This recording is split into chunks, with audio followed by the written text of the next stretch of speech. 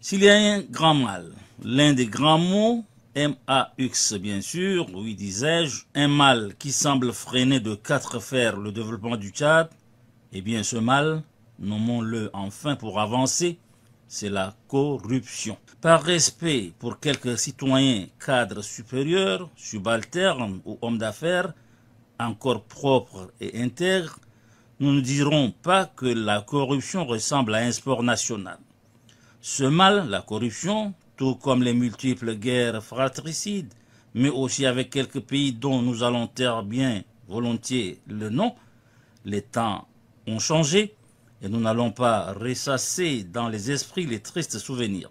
Mais tous ces combats, toutes ces batailles, ces guerres contre les terroristes, djihadistes ou autres contre la loi, le Tchad s'en est sorti victorieux.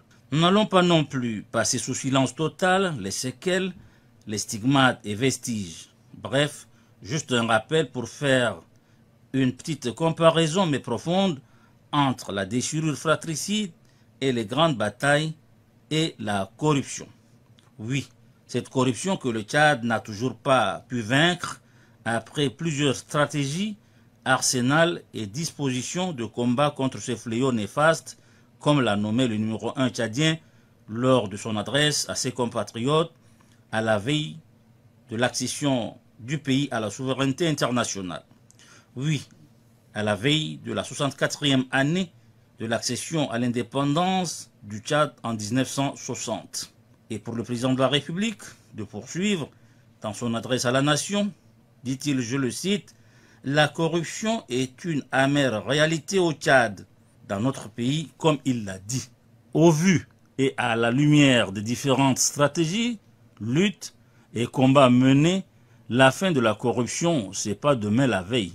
Mais lorsqu'on sait qu'au grand mot des grands remèdes, le chef de l'État compte, sinon a déjà initié, toute une batterie d'artillerie, empruntons ce terme à la grande muette. Alors tout cet arsenal réuni et actionné, on espère, très bientôt, sinon très proche, où l'on assistera dans un premier temps à la réduction du phénomène, la corruption bien sûr. Lorsque le numéro 1 tchadien annonce haut et fort la couleur de la nouvelle lutte contre le fléau par le renforcement, la solidification des mécanismes anticorruption, le tout couronné et qui doit être soutenu par tolérance zéro.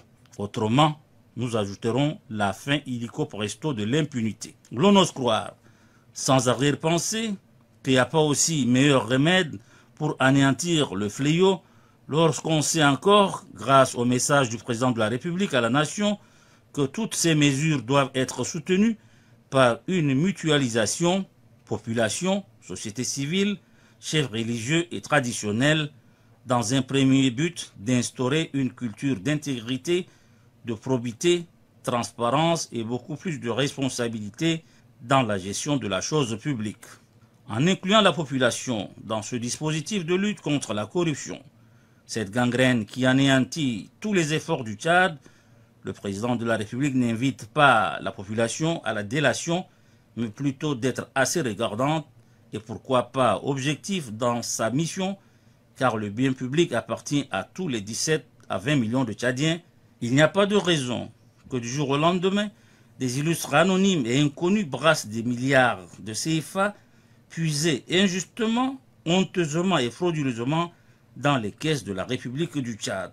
Le Tchad en a cure, vivement un Tchad propre.